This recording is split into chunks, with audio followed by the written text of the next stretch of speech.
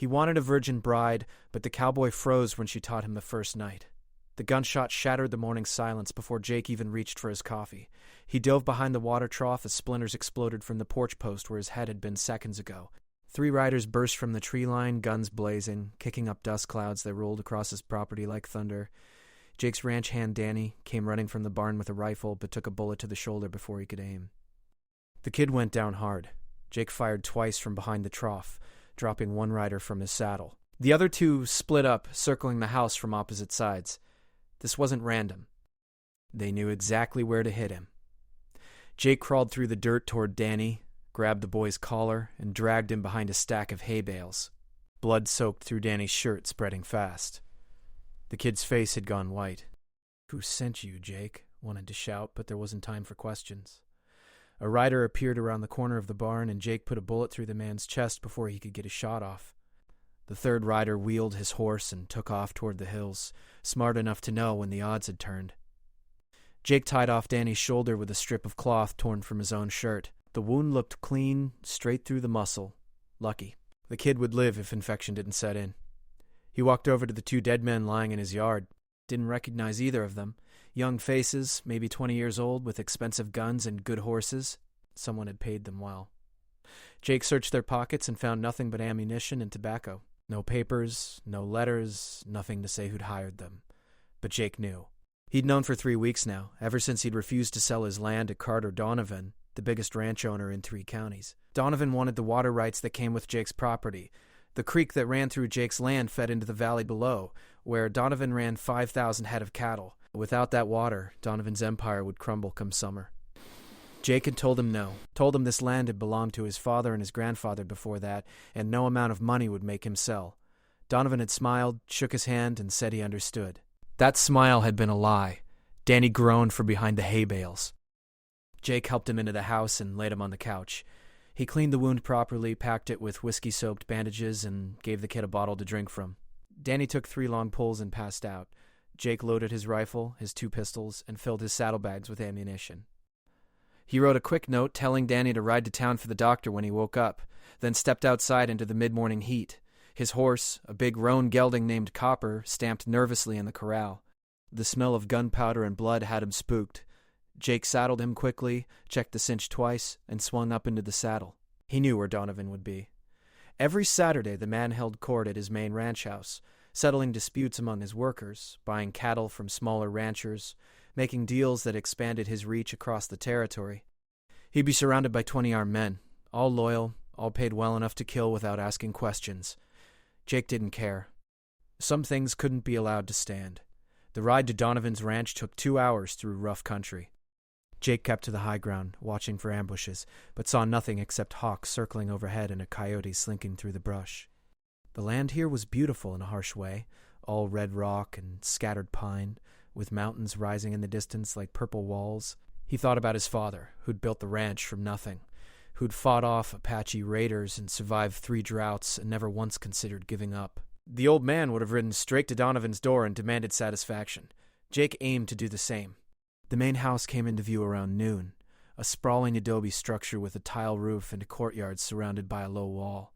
Horses filled the corral, and men moved around the property with purpose. Jake counted at least 15 of them, maybe more inside the house. He rode straight up to the front gate like he owned the place. 2 guards stepped out to meet him, hands on their pistols. "Where do you think you're going?" one of them said. "I'm here to see Donovan," Jake said. "Tell him Jake Russell wants a word." The guards looked at each other. One of them spat tobacco juice into the dust. "Mr. Donovan doesn't see people without an appointment. He'll see me," Jake said. "Tell him his boys failed this morning."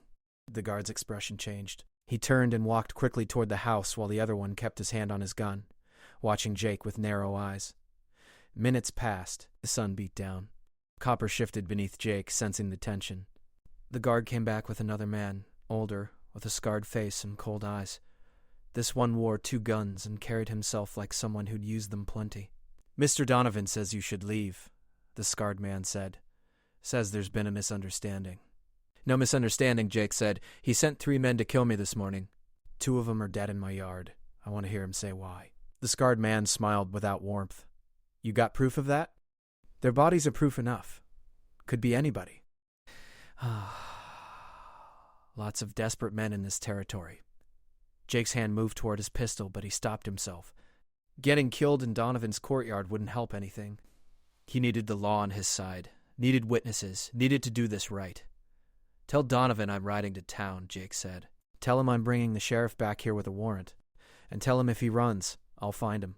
He turned copper and rode away slowly, keeping his back straight, refusing to show fear even though he could feel 15 pairs of eyes on him and knew any one of them could shoot him down. Nobody fired. Donovan was too smart for that, too careful about keeping his hands clean, but Jake knew the truth now, knew what kind of man he was dealing with. The kind who'd kill from the shadows and smile to your face. The kind who thought money and power meant he could take whatever he wanted. Jake rode hard for town, his mind already working on a plan. This wasn't over, not by a long shot. Part 2 begins with Jake pushing Copper hard through the afternoon heat. The town of Red Creek sat 15 miles east, a rough collection of wooden buildings thrown up during the silver boom 10 years back. Half the mines had played out since then, but enough people stayed to keep the saloons and general store in business. More importantly, Red Creek had a sheriff and a telegraph office. Jake's plan was simple. Get Sheriff Morrison to ride back with him, arrest Donovan on attempted murder charges, and let the territorial courts sort it out. It was the civilized way, the legal way. His father would have approved. But civilization had a way of failing in this country. He was 5 miles from town when he spotted the dust cloud behind him. 4 riders, coming fast, spread out in a line to cut off any escape to the sides. Jake cursed and urged Copper into a full gallop, leaning low over the horse's neck as the ground blurred beneath them. The roan had speed and heart, but he'd already covered hard miles that morning. The pursuers were on fresh horses and gaining steadily. Jake pulled his rifle from its scabbard and twisted in the saddle, firing once to let them know he wasn't easy prey. The shot went wide, but it made them slow down, made them cautious. A rocky outcrop appeared ahead, a tumble of boulders 50 yards off the trail. Jake steered Copper toward it and slid from the saddle before the horse fully stopped, slapping the roan's flank to send him running on. The pursuers would see the riderless horse and know he'd gone to ground, but it might buy him a few seconds. He scrambled behind the largest boulder and checked his weapons. The rifle held 4 rounds. Each pistol carried 6. 16 shots against 4 men. Fair enough odds if he made every bullet count. The riders split up as they approached, dismounting 100 yards out and spreading wide to surround his position. Professional work. These weren't young idiots like the ones who'd hit his ranch that morning. These were experienced killers. Jake recognized one of them, the scarred man from Donovan's courtyard, the one with 2 guns and cold eyes. The man must have ridden out right after Jake left, taking a shorter route to get ahead of him. "You made a mistake coming here, Russell," the scarred man shouted. "Mr. Donovan offered you good money for that land. Should have taken it." Jake didn't answer.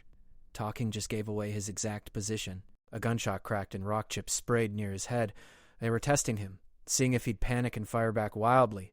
Jake stayed still, watching the spaces between the rocks, waiting for a clear target. Movement to his left, one of them trying to circle around.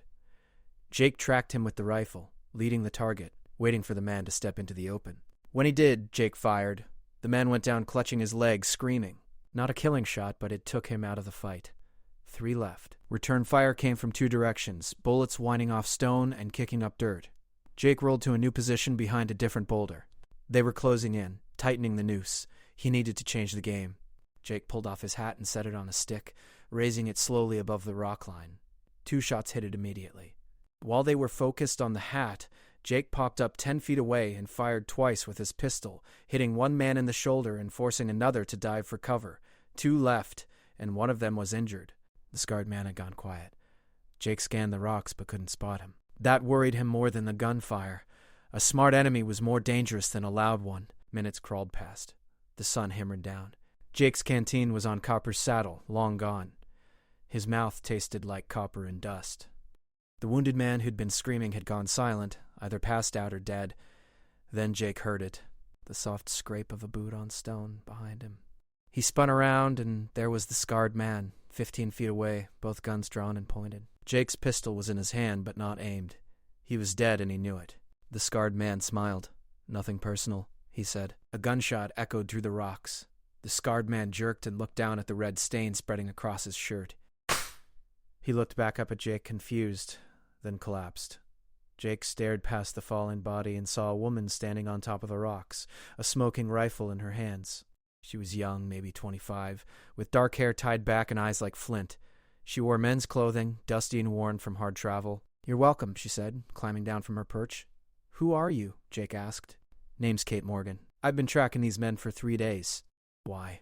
"Because they worked for Carter Donovan, and Donovan killed my brother." Jake lowered his pistol slowly.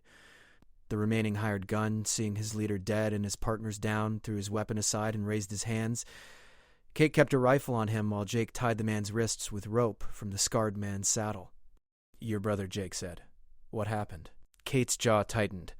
"My brother owned a small ranch north of here. Good water, good grass. Donovan wanted it, made an offer. My brother refused. 2 weeks later, his barn burned down with him inside. Sheriff called it an accident. I knew better." "How'd you know to find me?" Jake asked. "I didn't. I was following these 4 when they split off from Donovan's main group. Saw them chasing you and figured the enemy of my enemy might be worth keeping alive." Jake whistled for copper. Roan came trotting back, ears pricked forward. Jake checked him over for injuries and found none. "Lucky. We need to get to town," Jake said. "Get the sheriff involved." Kate laughed, a bitter sound. "Morrison? He's in Donovan's pocket. Takes money to look the other way. Why do you think he called my brother's death an accident? Then we go over his head. Territorial Marshal in Santa Fe. That's a 3-day ride." Jake looked at the bodies, at the tied-up gunman who kept his mouth shut and his eyes down. "You have a better idea?" Kate considered this. "We could hit Donovan directly. He's got 15 men at his main ranch, but I know where he keeps his money. We burn that, we hurt him where it counts." Jake shook his head. "That's robbery. Makes us criminals." "He already made us criminals," Kate said. "He just hasn't finished the job yet." Jake wanted to argue, but he couldn't. She was right. Going through official channels meant trusting people who'd already proven untrustworthy. Morrison might arrest him for killing Donovan's men in self-defense. The territorial marshal might never even investigate, might just file the complaint and forget about it. But burning Donovan's money would bring everything into the open, would force a confrontation that couldn't be ignored. "How much does he keep at the ranch?" Jake asked. Kate smiled. "Enough to matter. He collects from his operations every Saturday night. By tomorrow morning, he'll have $20,000 in his safe. Maybe more. And you know this how. I've been watching him for 2 weeks. Learning his patterns. Waiting for the right moment." Jake looked at her closely. She had the bearing of someone who'd grown up hard, who'd learned to shoot and ride and survive without help. Her clothes were worn but well-maintained. Her rifle was old but clean and well-oiled. She wasn't some vengeful fool charging in blind. She'd been planning this. "If we do this," Jake said slowly, "we do it smart. No unnecessary killing. We take the money, we get evidence that proves what Donovan's been doing, and we ride straight to Santa Fe with both." Kate extended her hand. "Deal." They shook on it. The tied-up gunman looked up at them with wide eyes. "You're both crazy," he said. "Donovan will hunt you to the ends of the earth." "Then he'd better start riding," Kate said.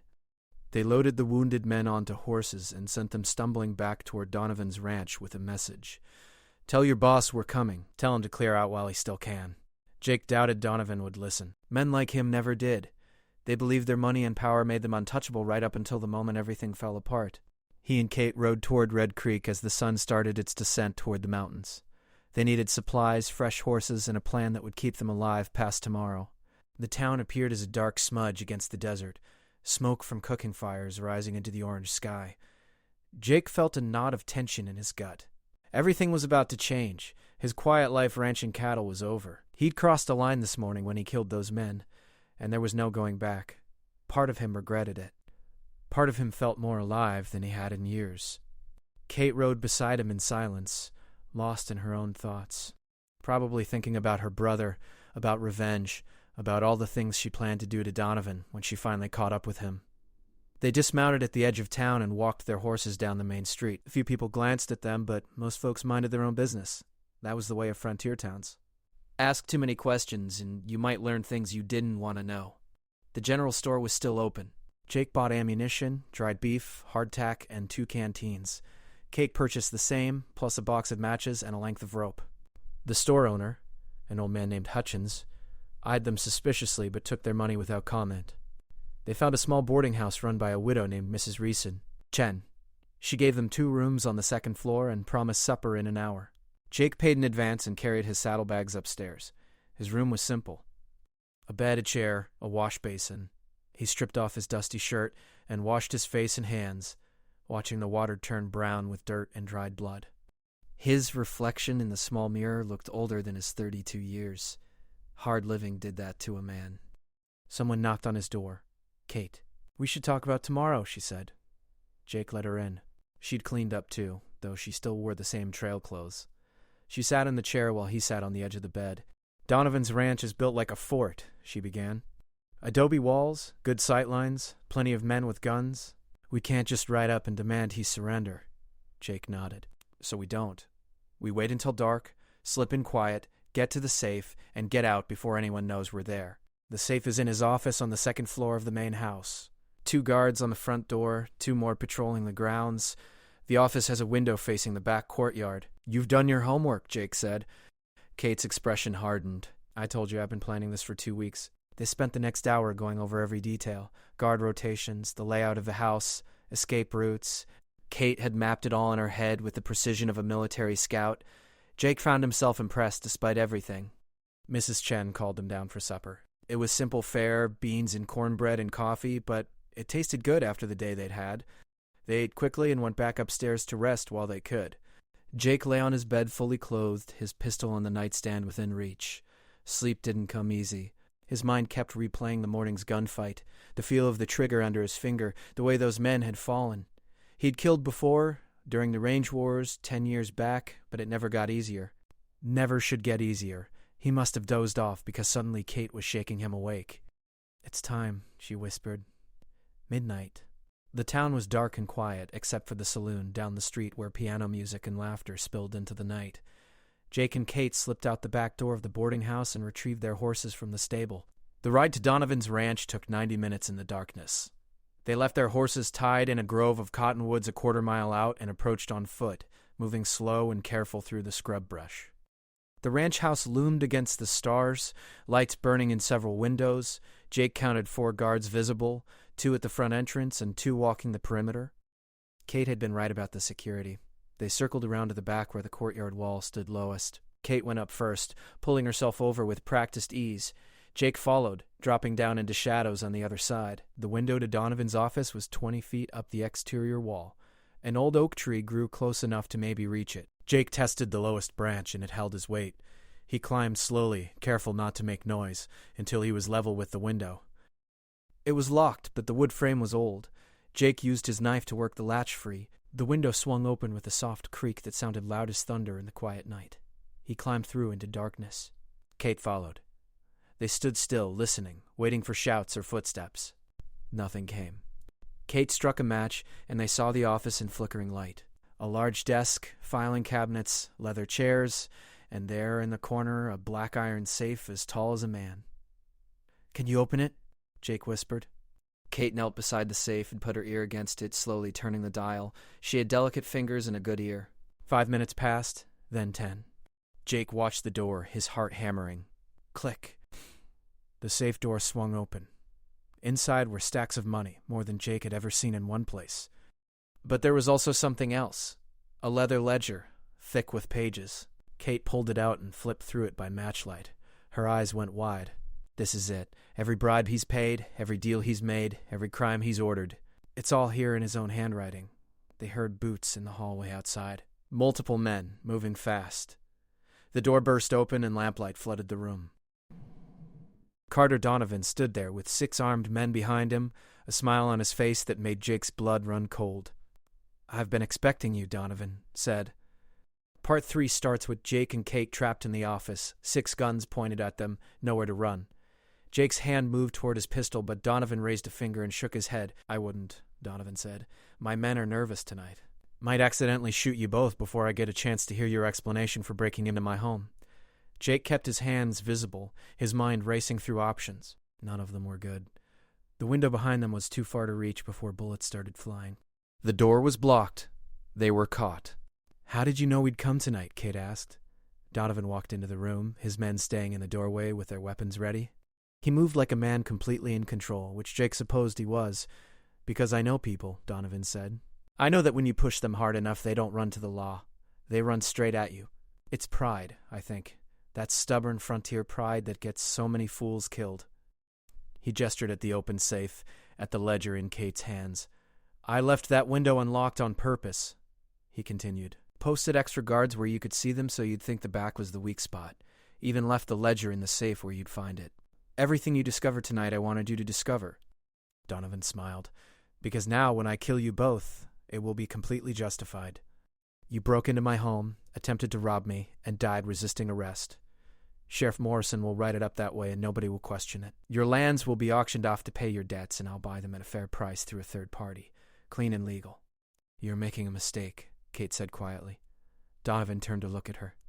"Am I? Your brother made the same claim right before he died. Kept insisting I couldn't get away with it, that justice would catch up to me. But justice is a funny thing out here. It tends to favor whoever has the most money." Jake noticed something. The men in the doorway were listening to Donovan's speech, their attention focused on their boss, and Donovan had his back partially turned to them, facing Jake and Kate. It was a small opening, maybe the only one they'd get. He caught Kate's eye and flicked his gaze toward the lamp in Donovan's hand, then back to her. She gave the tiniest nod. Jake grabbed the desk and shoved it hard. It slammed into Donovan, knocking him backward into his men. The lamp flew from his hand and shattered against the wall, spreading flames across the curtains. Kate had her pistol out and fired twice into the ceiling, bringing down chunks of plaster and creating chaos in the confined space. Jake dove for the window, grabbing Kate's arm and pulling her with him. They went through together as bullets tore into the wall above them. The oak tree broke their fall, but not gently. Branches scraped skin and tore clothes as they crashed through. Jake hit the ground hard and rolled, the breath knocked out of him. Kate landed beside him and came up running, despite a gash on her forehead bleeding into her eyes. Behind them, the office was burning, flames spreading fast through the old wooden furnishings. Men shouted and ran in every direction. Some tried to put out the fire, others scrambled to chase Jake and Kate as they sprinted across the courtyard. They reached the wall and Kate went over first. Jake heard gunshots and felt a bullet tug at his sleeve, but kept climbing. He dropped down on the other side and they ran through the darkness toward where they'd left the horses. More shouts behind them. Riders mounting up to give chase. Jake and Kate reached the cottonwood grove and swung into their saddles, kicking their horses into a gallop before they were fully seated. The night swallowed them up, but Jake knew it wouldn't last. Donovan's men knew this country as well as he did, maybe better. They needed a plan beyond just running. Kate, still clutching the ledger she'd somehow held on to through everything, pointed east. "There's a box canyon 2 miles that way. Only one entrance. If we can reach it before they spot us, they'll ride right past." It was risky. If Donovan's men found them in that canyon, they'd be trapped. But keeping to open ground meant being run down for sure. Jake nodded and followed Kate's lead. They pushed the horses hard, trusting them to find footing in the darkness. Behind them, torches bobbed and spread out across the landscape as Donovan's men searched. The canyon entrance appeared as a darker shadow between 2 rock walls. They rode in and dismounted quickly, leading the horses deeper into the narrow space. Jake found an overhang that would hide them from view, and they settled in to wait, hands over their horses' muzzles to keep them quiet. Riders thundered past the canyon mouth, torches held high, voices calling to each other in the night. Jake counted at least a dozen men, maybe more. They rode on without slowing, convinced their quarry was ahead somewhere in the open desert. Silence fell. Kate slumped against the rock wall, breathing hard, blood still trickling from the cut on her forehead. Jake tore a strip from his shirt and tied it around her head. "That was too close," she said. Jake agreed. He looked at the ledger in her hands. Was it worth it? "Did you see anything useful?" Kate flipped through the pages, squinting in the darkness. There was enough starlight to make out the writing. She pointed to an entry dated 3 weeks earlier. "Paid Morrison $200 to overlook rustling complaint from the Circle T Ranch. There's dozens more like it. Bribes, payoffs, threats. And here, this entry from a month ago. Paid Willis and crew $500 to convince John Morgan to sell. When persuasion fails, use fire." John Morgan. That was your brother. Kate's voice went flat. "Yes." Jake took the ledger and carefully wrapped it in oilcloth from his saddlebag. This was evidence that could bring down not just Donovan, but half the corrupt officials in the territory. It was also a death sentence for anyone caught carrying it. "We need to get to Santa Fe," Jake said. "Straight ride, no stops. 3 days, if we push hard." Kate shook her head. "Donovan will have men watching every trail east. He'll send riders ahead to cut us off. We go that way and we're dead. Then what do you suggest?" "We do what he won't expect. We ride deeper into his territory." "There's a town called Copper Ridge, 40 miles north. It has a telegraph office. We send the ledger's contents to the territorial governor. To newspapers in Denver and San Francisco. To every authority we can reach. We make this public before Donovan can kill us and bury the evidence." Jake considered this. It was bold. Maybe too bold. But Kate was right that running straight to Santa Fe would be predictable. Donovan would have men waiting. "All right," he said. "We ride at first light. Get some rest while you can." They took turns sleeping, 2 hours each, while the other kept watch. When gray light started filtering into the canyon, they saddled up and rode north, keeping to rough country where tracks would be hard to follow. The landscape changed as they climbed into the high country. Red rock gave way to pine forests and mountain meadows. The air grew cooler and thin. It was beautiful country, the kind that made you understand why men fought so hard to keep it. They spotted riders twice that day, distant figures crossing ridgelines far off. Each time they hid until the coast was clear, then kept moving. By nightfall, they'd covered 25 miles and were well into territory that Donovan controlled through proxies and bought politicians. They made a cold camp in a stand of aspen trees, no fire that might give away their position. Kate cleaned her rifle while Jake checked their supplies. They had food for 2 more days, water for 1 if they were careful. After that, they'd have to risk approaching a town. "Tell me about your ranch," Kate said suddenly. Jake looked up, surprised by the question. "It's nothing special. 300 acres along the creek.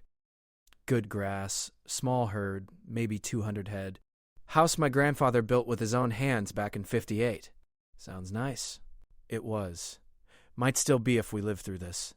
Kate smiled slightly. "When we live through this. Think positive." They talked quietly as darkness deepened, sharing stories of their lives before everything went wrong. Kate had grown up on her family's ranch, learned to shoot when she was 10, could track a deer through country where most men would see nothing. Her brother had been teaching her how to manage the business side of ranching when Donovan's men killed him. "I should have been there that night," Kate said. "Should have died with him instead of being in town buying supplies." "If you'd been there, you'd just be dead too," Jake said. "Then nobody would be left to make this right."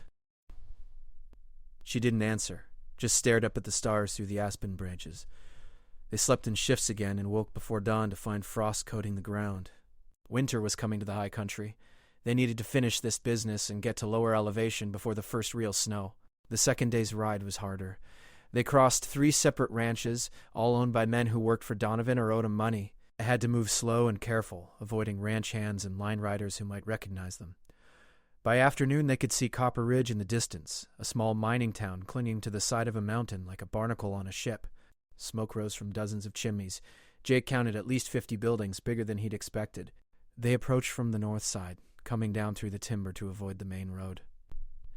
The town was busy with miners finishing their shifts, mule trains hauling ore, merchants closing up their shops. Jake and Kate tied their horses behind a feed store and walked into town separately, meeting up outside the telegraph office. A clerk sat behind the counter, a thin man with spectacles and ink-stained fingers. Jake pulled out the ledger. "I need to send several telegrams," Jake said. "Long ones." "Money's no object." The clerk looked at the ledger, then at Jake's dusty clothes and the gun on his hip. He licked his lips nervously. "That'll be expensive." Jake dropped gold coins on the counter. "Start typing." For the next 2 hours, they transcribed entries from the ledger into telegrams addressed to the territorial governor, the federal marshal in Santa Fe, 3 newspapers, and the attorney general. The clerk's fingers flew across the telegraph key, sending the evidence out into the world where Donovan couldn't suppress it. When they finished, Jake felt like a weight had lifted from his shoulders. The truth was out there now. Even if Donovan killed them both, the evidence would survive. They were walking back to their horses when Jake saw a familiar face across the street. One of Donovan's men, the one who'd been patrolling the courtyard the night of the fire. The man saw them at the same moment, and his hand went to his gun. Jake shoved Kate toward the alley between 2 buildings and drew his own pistol as the first shot rang out. Part 4 begins with the bullet splintering wood beside Jake's head as he dove into the alley after Kate. Glass shattered in the shop window behind them, and people screamed, scrambling for cover. "Run!" Jake shouted, but Kate was already moving, sprinting down the narrow space between buildings. Another shot echoed, and brick dust exploded from the wall. Jake spun and fired back twice, forcing the gunman to duck behind a water barrel. They burst out the back end of the alley into a maze of shanties and equipment sheds behind the main street. The mining town had grown without planning, buildings thrown up wherever there was space. It made for confusing terrain that might work in their favor.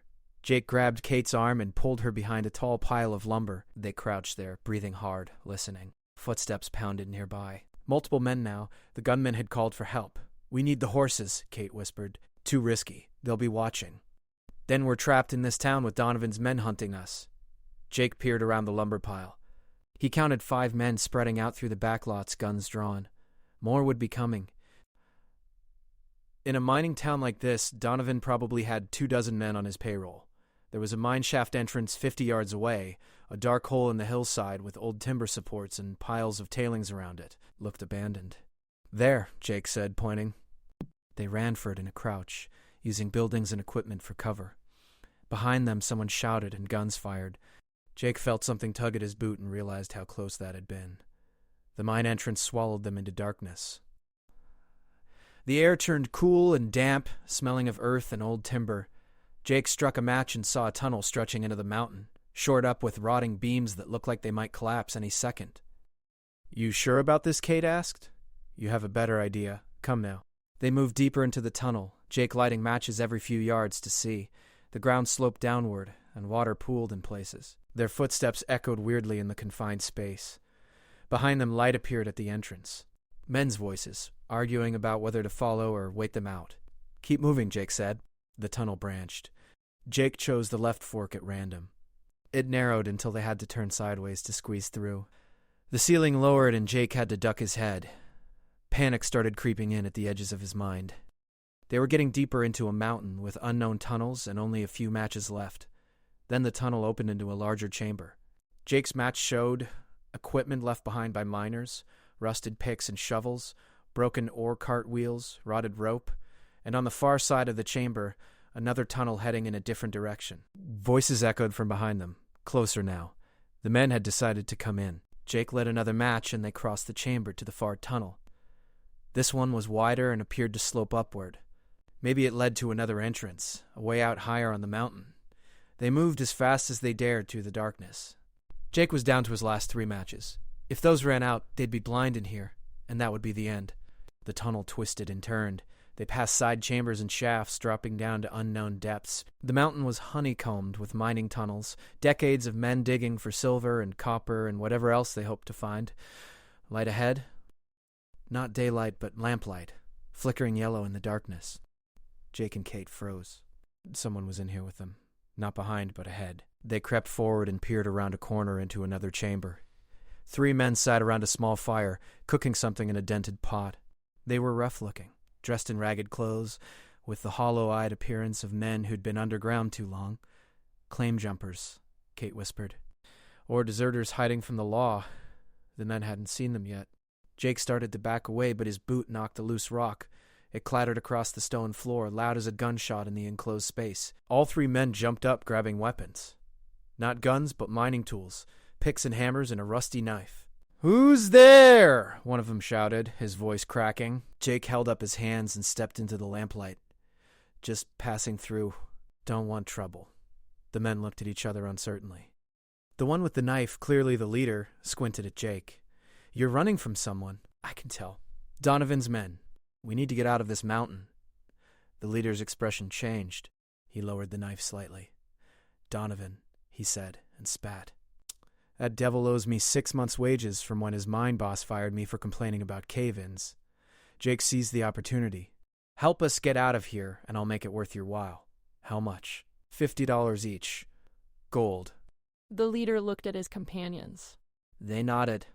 One of them pointed to a tunnel Jake hadn't noticed, barely wide enough for a man to fit through.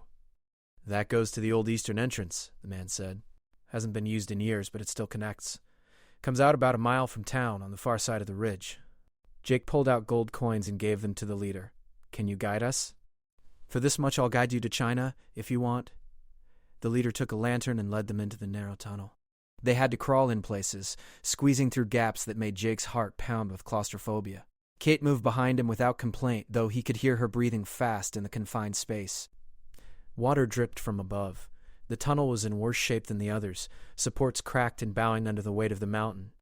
Every few feet Jake expected the whole thing to collapse and bury them alive, but the guide knew the way.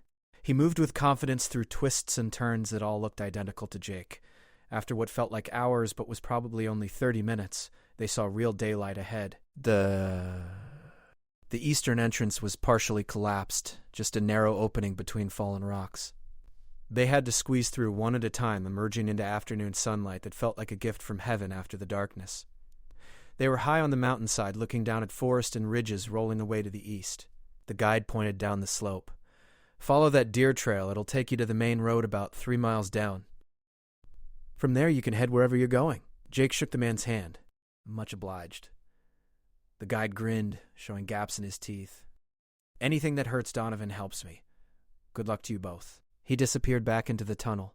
Jake and Kate started down the deer trail, moving fast now that they had open ground beneath their feet. They'd made it maybe half a mile when Jake heard something that froze his blood. Dogs barking. Hunting dogs. Donovan must have brought in trackers.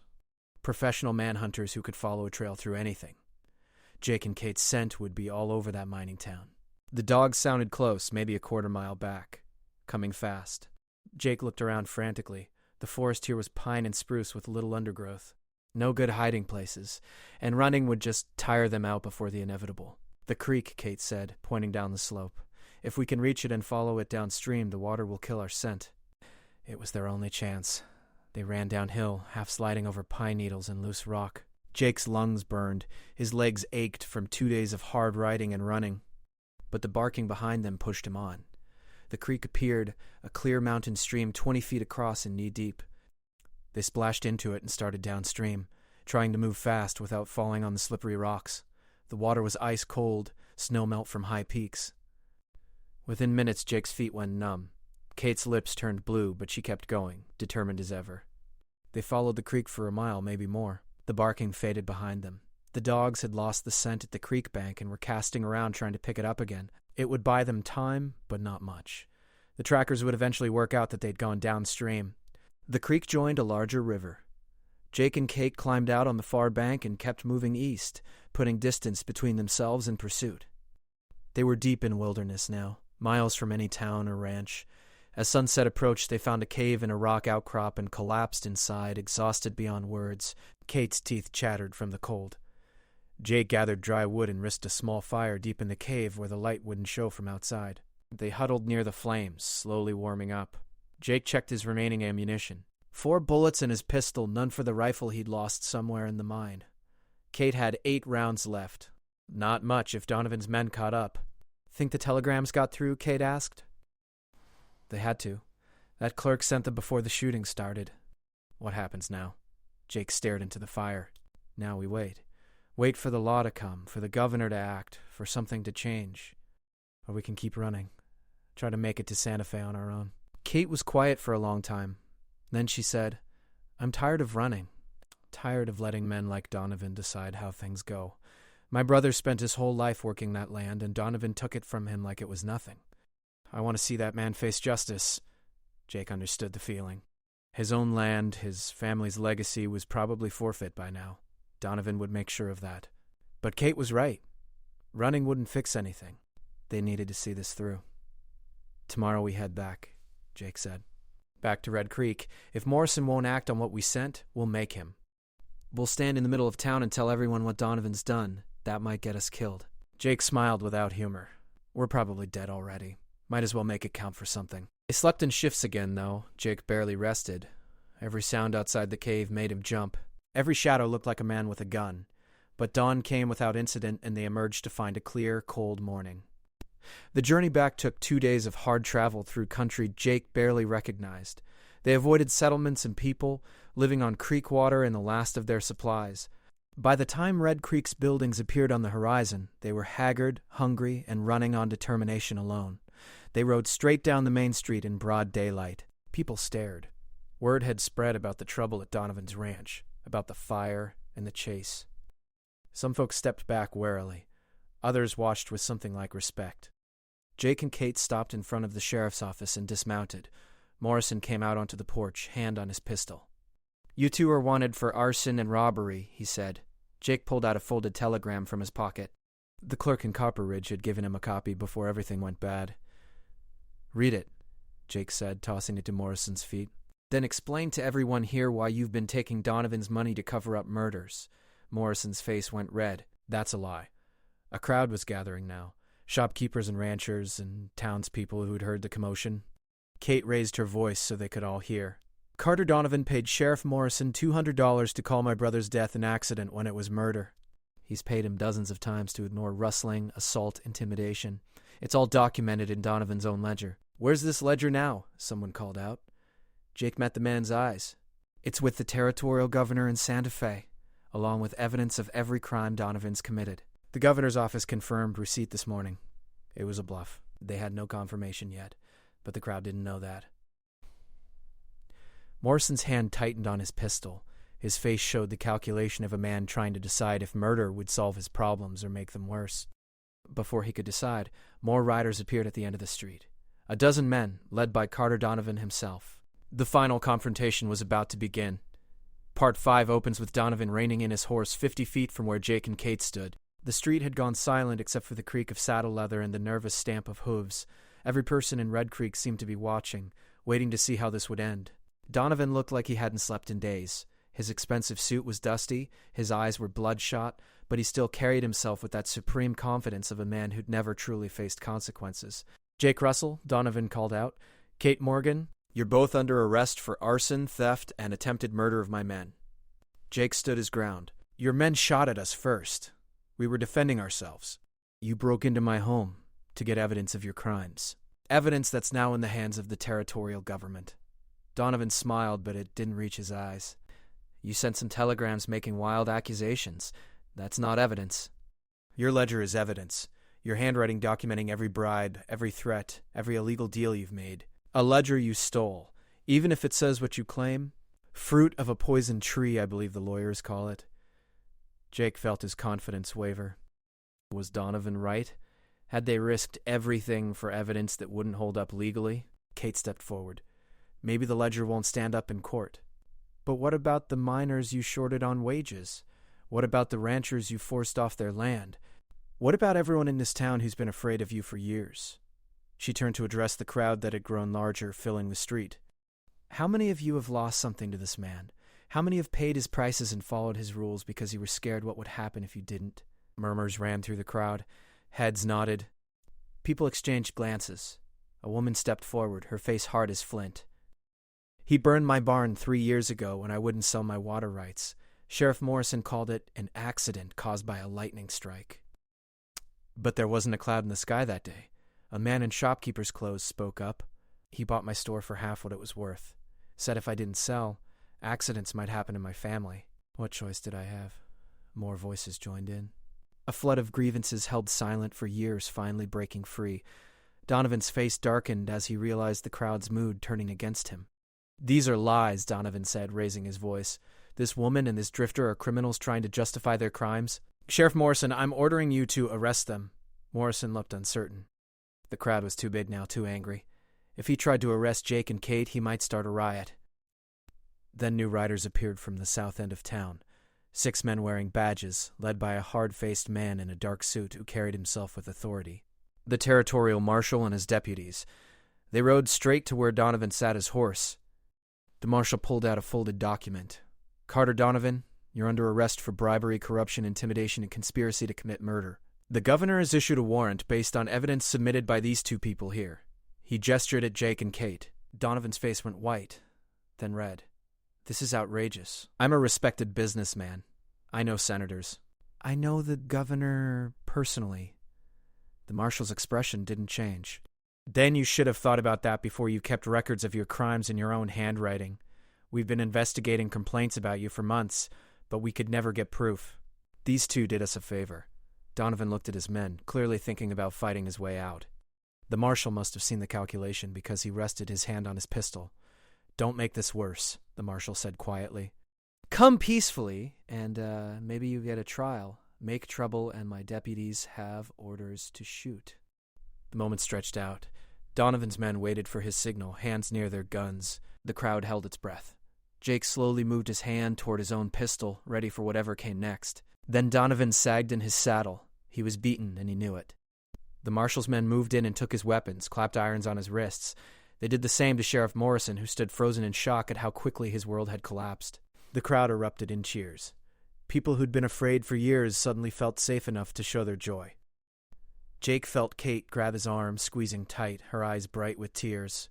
The marshal turned to them. You two need to come with us to Santa Fe. Give depositions, testify when this goes to trial. Could take months. We'll be there, Jake said. The marshal nodded. He glanced at Donovan being loaded into a wagon. Your ranch, Russell. We found the deed on Donovan's desk. He'd forged your signature on a transfer document. Never filed it, though. Your land is still yours, legally speaking. Relief flooded through Jake. He'd expected to lose everything. What about my brother's ranch? Kate asked. Can I get it back? That's more complicated. Donovan transferred the title to a shell company. We'll have to untangle it in court. But with the evidence you provided, I'd say you have a strong case. Kate nodded, satisfied for now. The marshal and his men left town with their prisoners. The crowd slowly dispersed, people talking excitedly about everything that had happened. Jake and Kate stood in the street, suddenly aware of how exhausted they were. Come on, Kate said. Mrs. Chen's boarding house is still open. We can get a real meal and a real bed. They walked their horses to the stable and paid for boarding. Everything felt different now, lighter somehow, like a weight they'd been carrying had finally lifted. The danger wasn't completely over. Donovan had allies who might seek revenge. The trial would be difficult. But for now, they were alive, and the truth was out. Mrs. Dobrose, Chen welcomed them back like old friends. She fed them stew and bread and pie, refusing payment. All of Red Creek seems to think you're heroes, she said. Least I can do is feed you proper. After eating, Jake went to his room and slept for 14 hours straight. When he woke, the sun was high and his body ached in new ways. But he felt better than he had in days. He found Kate sitting on the porch drinking coffee and watching the town go about its business. She had a fresh bandage on her forehead where the cut was healing. She looked peaceful. Mind if I join you? Jake asked. She smiled and gestured to the empty chair. They sat in comfortable silence for a while. Then Kate said, What will you do now? Go back to your ranch? Eventually? Got some healing to do first. My ranch hand Danny probably thinks I'm dead. Should send him a telegram. You? Get my brother's ranch back if I can. If not, I'll start somewhere new. Build something he would have been proud of. Jake looked at her profile, this fierce woman who'd risked everything for justice. He realized he didn't want to just walk away. I could use help on my ranch, he said, if you're interested. Good pay, fair treatment, and I promise not to burn anything down. Kate laughed. That's a tempting offer. Take your time thinking about it. I'll be here a while yet. She turned to look at him directly. I don't need time. I accept. They shook hands on it, both smiling now. Over the next weeks, they traveled to Santa Fe and gave their depositions. The trial was scheduled for spring. The territorial governor personally thanked them for their courage. Newspapers ran stories about the downfall of the corrupt rancher and his network of paid officials. Some of Donovan's allies tried to intimidate them, sending threatening messages. But the territorial marshal assigned deputies to keep them safe, and the people of Red Creek and surrounding towns proved surprisingly protective of the two who'd stood up to the bully everyone else had feared. Jake returned to his ranch in late autumn. Danny was still there, had kept things running despite a shoulder that hadn't healed quite right. The kid nearly cried when he saw Jake alive. They fixed fences, repaired the damage from the attack, and prepared for winter. Kate arrived a week later with her belongings packed on a spare horse. She moved into the small guest cabin and threw herself into ranch work with the same determination she'd shown in everything else. The days fell into a rhythm. Early mornings checking cattle, afternoons mending equipment, evenings around the fire planning next season's operations. It was hard work, but satisfying. Building something instead of running from something. Winter came hard and cold. Snow piled up against the buildings. The creek froze except for a small channel in the middle that still flowed. They kept the cattle fed with hay and made sure none strayed into gullies where they'd freeze. Kate proved to be as good at ranching as she was at tracking and shooting. She had a way with animals and could repair just about anything mechanical. Danny developed a crush on her that he tried badly to hide. She was kind about it, treating him like a younger brother. One evening in January, they got word that Donovan's trial had concluded, guilty on all counts. Sentenced to 20 years in territorial prison. Morrison got 10 years as an accomplice. Several other officials who'd taken bribes were removed from office and facing their own charges. Justice, Kate said when she heard the news. Finally. Jake raised his coffee cup in a toast to justice and to new beginnings. They clinked cups and drank. Spring came slowly to the high country. Snow melted and the creek rose with runoff. Green shoots appeared in the meadows. Calves were born and Jake's herd grew. Kate's legal claim on her brother's ranch was settled in her favor, and she found a decent family to lease it while she helped Jake establish his operation. They worked side by side through spring and summer. Sometimes people from town would visit, bringing news or just wanting to see the ranch. The story of Jake and Kate's stand against Donovan had become something of a legend, growing in the telling. One warm evening in late summer, they sat on the porch watching the sunset paint the mountains red and gold. The cattle were settled for the night. Danny had gone to town to see a girl. The ranch was quiet except for crickets and the soft sound of wind through the pines. "You ever think about what would have happened if you hadn't helped me that day?" Jake asked. "If you just let Donovan's men kill me," Kate considered this, "then I'd still be alone, planning revenge. Probably would have gotten myself killed trying to take him down by myself." "We were lucky. We were brave," Kate corrected. "Luck was part of it, but we made choices. Could have run away, could have stayed quiet. We didn't." Jake smiled. "You're right." He reached over and took her hand. She didn't pull away. They sat like that as the stars came out. Two people who'd been through fire together and come out stronger on the other side. The future stretched ahead, uncertain and full of possibility. There would be challenges, hard winters, difficult years. But they'd face them together, on land they'd fought to keep, living the life they'd chosen. In the distance, a coyote called and another answered. The night air smelled of sage and pine. Jake felt at peace for the first time since this whole thing started. Tomorrow they'd wake early and check the north pasture fence. They'd work through the day and sleep well at night. They'd build something lasting, and that was enough.